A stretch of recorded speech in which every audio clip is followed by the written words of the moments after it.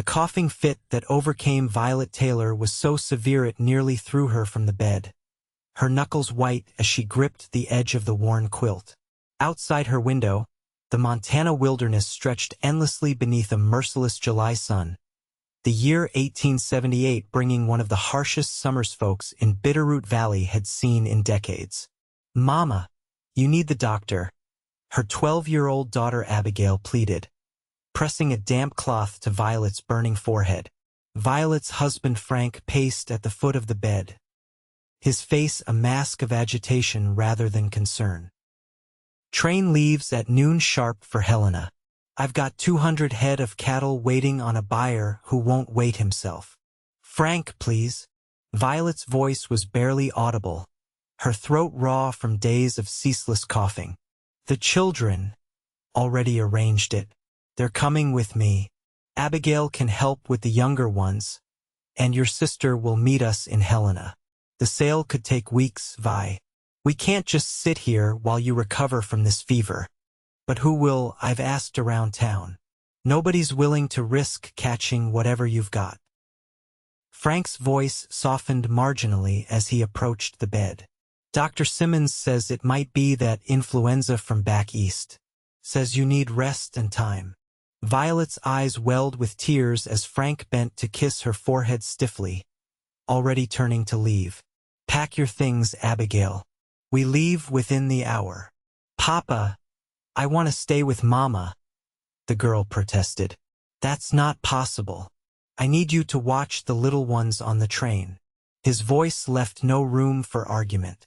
Within the hour, the house had fallen silent. Violet drifted in and out of consciousness, her fever climbing as afternoon shadows lengthened across the floor of the modest homestead.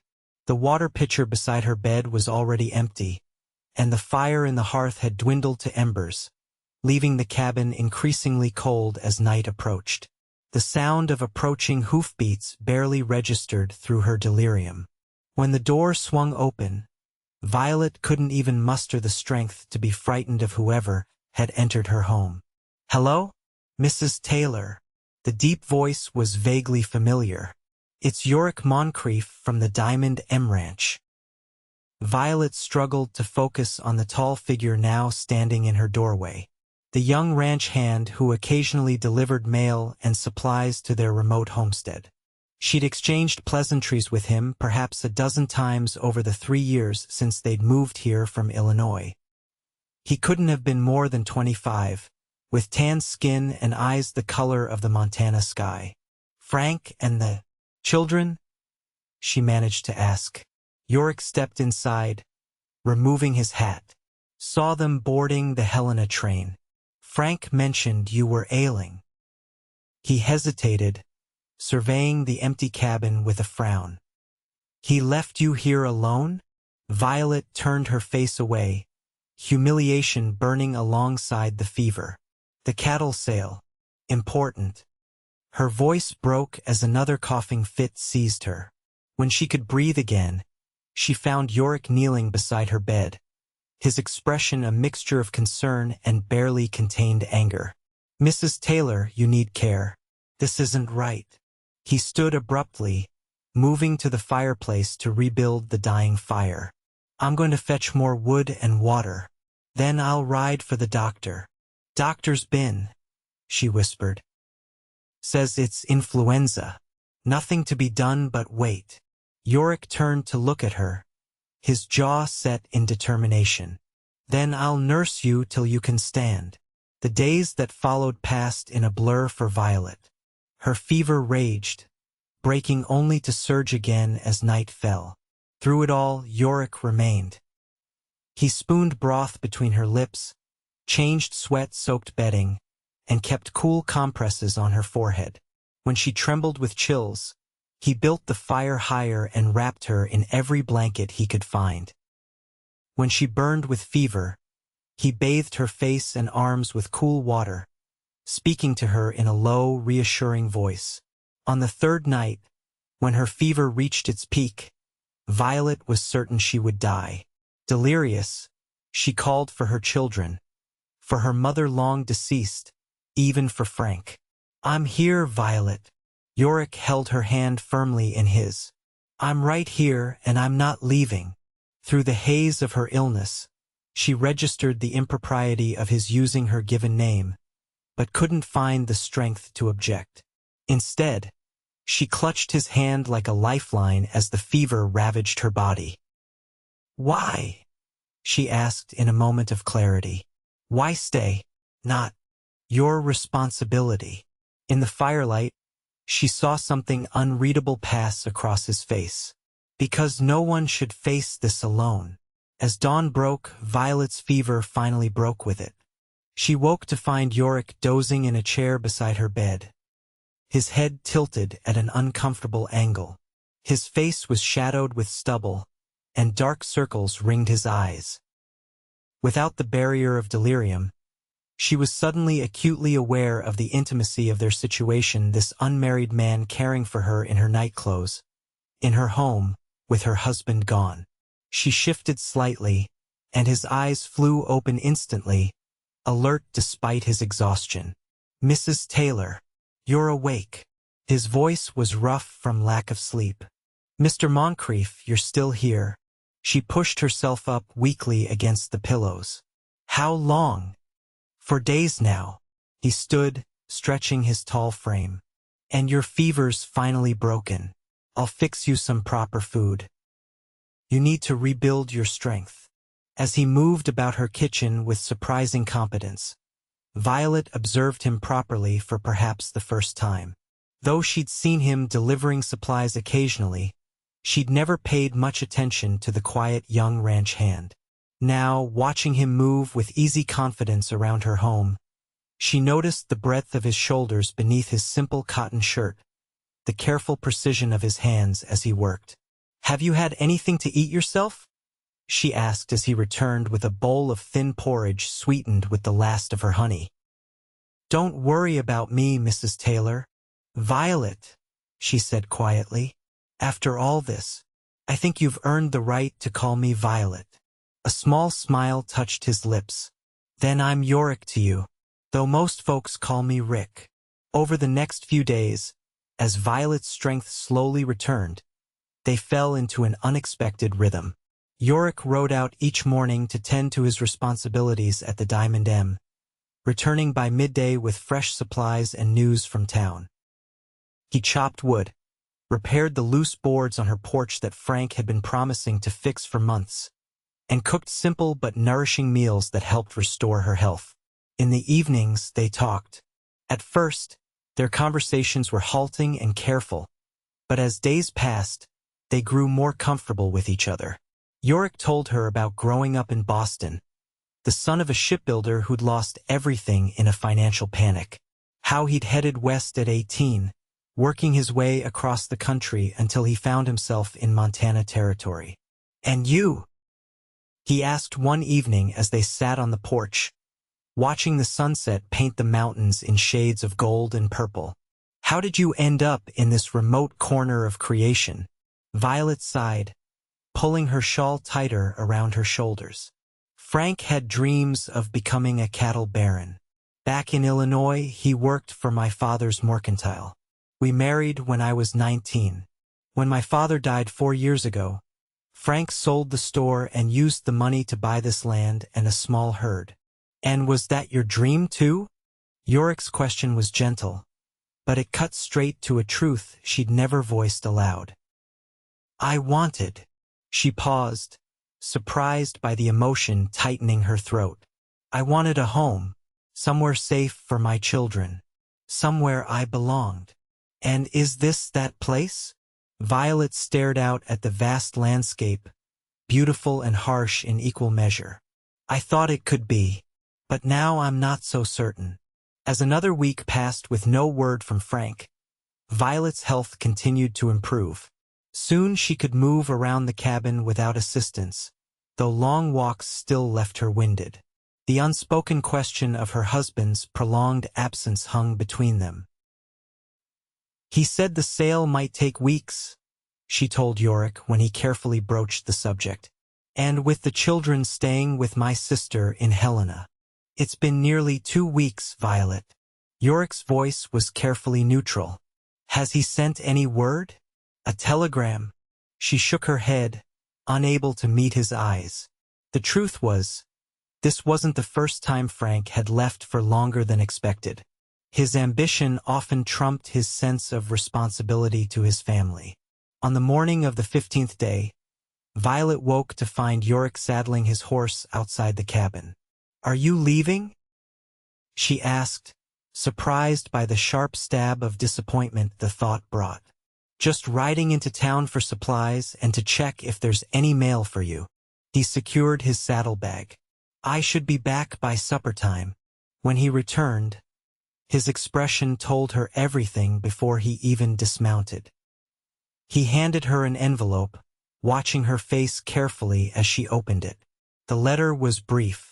Frank had sold the cattle at a better price than expected and had decided to purchase additional land near Helena. He'd enrolled the children in school there, writing that Violet should join them once she'd recovered and could travel. He'd sent $20 for her expenses. "He's not coming back, is he?" she asked quietly, folding the letter. Yorick's voice was gentle. "Not right away, it seems." That evening, as they sat before the fire, the weight of her situation pressed down on Violet like a physical thing. "I should go to Helena," she said, more to herself than to Yorick. "Is that what you want?" The question startled her. No one, least of all Frank, had asked what she wanted in years. "I want to be with my children," she answered truthfully. "But Helena, it's a city. Frank knows I've never taken to city living. And starting over again, just when we were beginning to make this place a home." "You love this land," Yorick observed. It wasn't a question. "I do." She looked around the simple cabin she'd worked so hard to make comfortable. "I've put my heart into this place. Every garden plant, every curtain, every bit of furniture Frank didn't have to buy because I made it myself."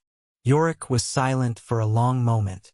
When he finally spoke, his voice was hesitant. "What if? What if you didn't have to choose?" "What do you mean?" "I've been saving for my own place. Nearly have enough for a small spread just over the ridge from here. Good water, decent grazing."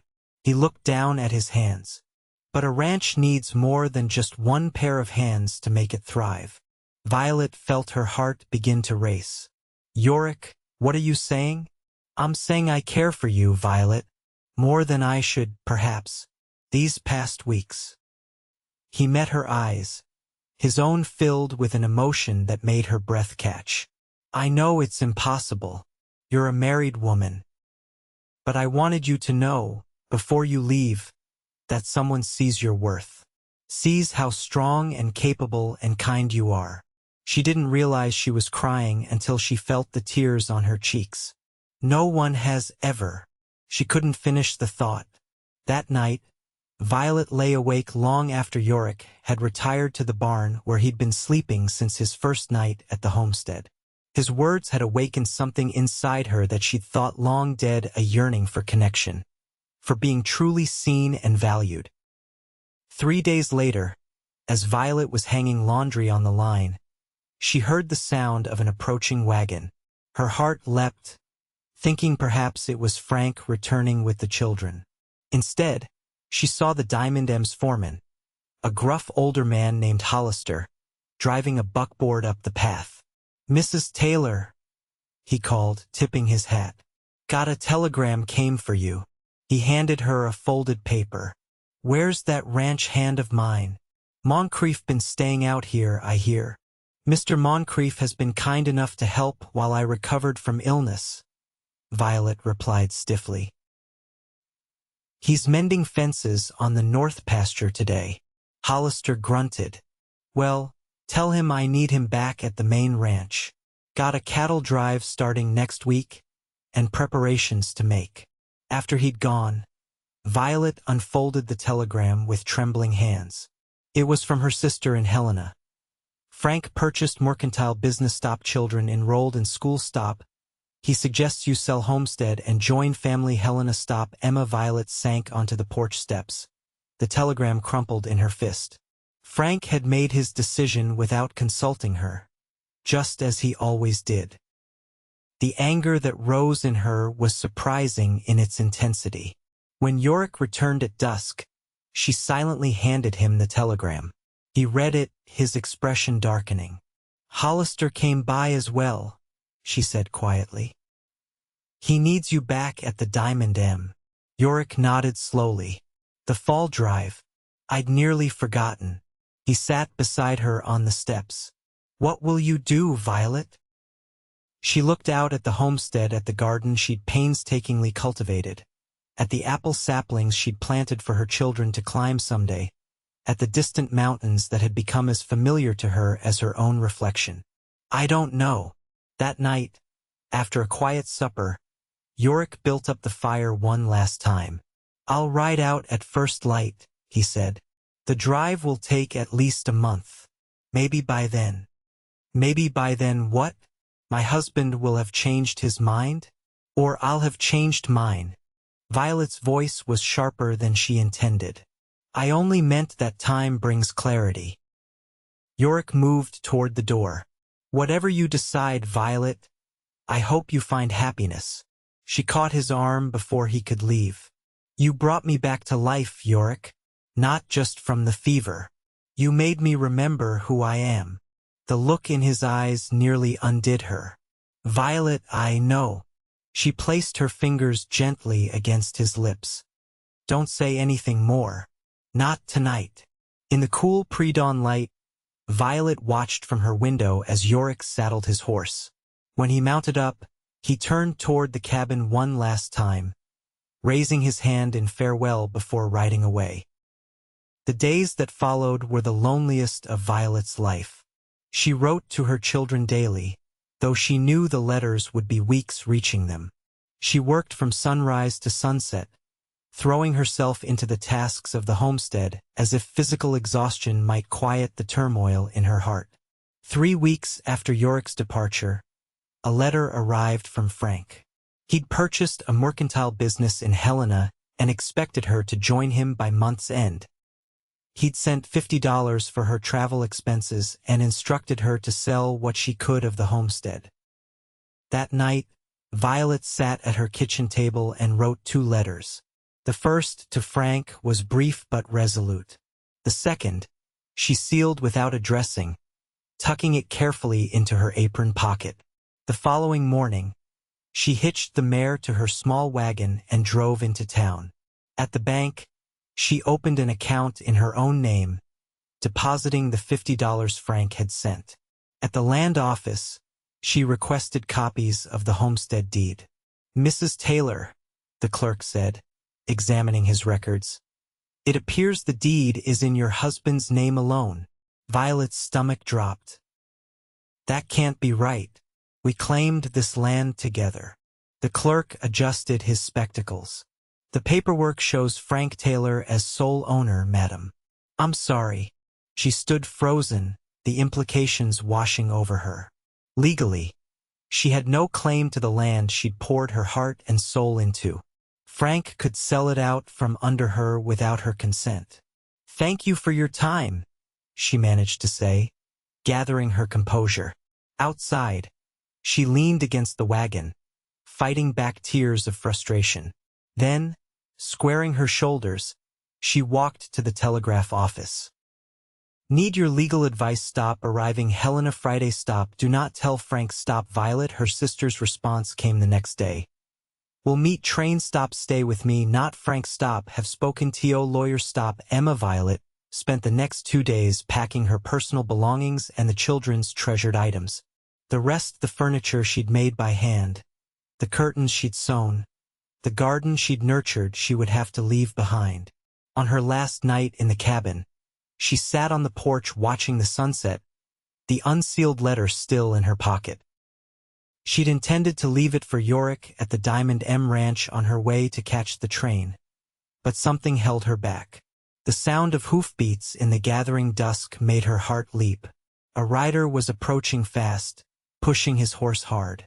As he drew closer, she recognized Yorick's broad-shouldered silhouette. He dismounted before his horse had fully stopped, crossing the yard in long strides. "Hollister said you were selling the place," he said without preamble, his voice rough with emotion. "Said you were headed to Helena tomorrow." Violet stood, suddenly aware of how she must look, her hair loose around her shoulders, her eyes red-rimmed from nights of weeping. "The land isn't mine to sell," she replied quietly. "Frank registered it in his name alone." "Damn him," Yorick muttered. Then, more gently, "You're really leaving, then? I have to see my children, and I need to speak with a lawyer about my options." She took a deep breath. "The cattle drive ended 3 days ago. I rode straight here." He took a step closer. "Violet, I know I have no right, but I had to see you one more time." She pulled the letter from her pocket, holding it out to him. "I wrote this for you. I was going to leave it at the ranch." He took it, breaking the seal and reading it by the fading light. When he looked up, his eyes were bright with an emotion that made her breath catch. "You feel the same," he said softly. "I shouldn't," she whispered. "But yes." He crossed the remaining distance between them, taking her hands in his. "Come back," he said urgently. "After you've seen your children, after you've spoken to your lawyer. Come back to me. Yorick, I'm still married. I know. And I would never ask you to." He struggled to find the right words. But things change. People find their way back to each other, even when the path seems impossible. She touched his face gently. "My train leaves at noon tomorrow. Then we still have tonight." They talked until dawn, sitting side by side on the porch steps, sharing their histories, their dreams, their deepest fears. As the eastern sky began to lighten, Yorick pulled something from his pocket. "I want you to have this," he said, pressing a small object into her palm. It was a simple silver compass, well worn but still functional. "It was my father's," he explained. "It helped me find my way west. Now I wanted to help you find your way home, whatever home means for you." Violet closed her fingers around the compass, tears spilling down her cheeks. "Thank you." Yorick drove her to the station in her wagon, maintaining a respectful distance that belied the intensity of their parting words. As the train pulled away, she watched him standing on the platform, his tall figure growing smaller until he disappeared from view. In Helena, Emma met her at the station as promised, wrapping her in a fierce embrace. "Frank doesn't know you're here yet," she whispered. "The lawyer will see us tomorrow morning." Reuniting with her children was both joyful and painful. 8-year-old James and 5-year-old Sarah were thriving in their new city life, excited about school and the novelties of Helena. Abigail, now 13, regarded her mother with knowing eyes.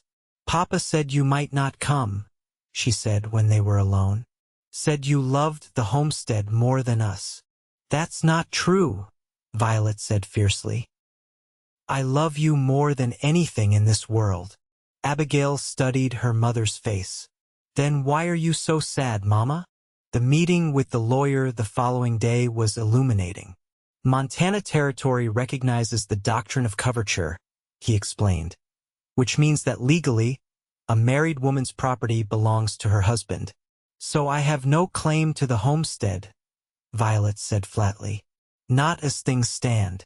However," he continued, "you do have options. The law is changing. Montana's legislature is considering reforms to married women's property rights." "And in the meantime?" Emma asked. The lawyer looked uncomfortable. "In the meantime, Mrs. Taylor's best recourse would be to reconcile with her husband and persuade him not to sell the property." That evening, Frank arrived at Emma's house unannounced. He seemed surprised to find Violet there, but quickly recovered. "I expected you to come directly to our new home," he said stiffly. "I've purchased a fine house near the Mercantile. We need to talk." "Frank," Violet replied, her voice steady. "About the homestead." about our future. Over the next 2 weeks, as autumn painted the mountains with gold and crimson, Violet and Frank engaged in a series of difficult conversations. She visited the new house and the mercantile business, both impressively prosperous. She watched her children adapt to city life with an ease she envied. And each night, she held Yorick's compass in her hand, thinking of his words, "Come back to me."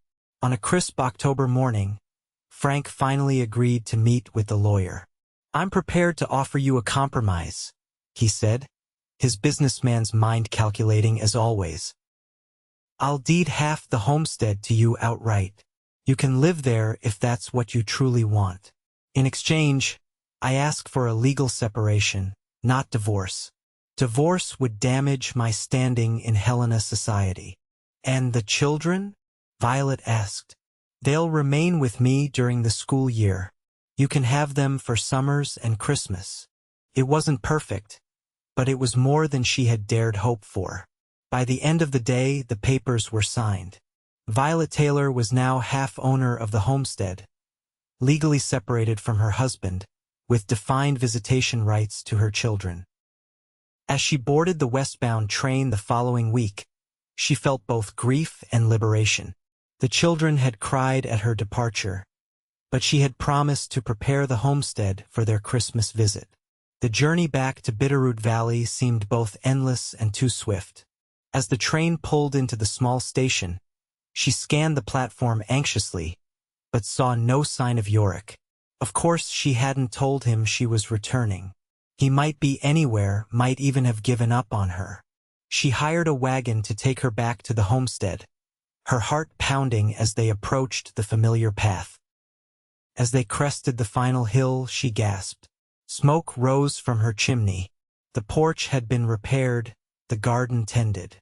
And standing in the yard, as if he'd been waiting for her all along, was Yorick. She barely waited for the wagon to stop before jumping down, running to him with an abandon she hadn't felt in years.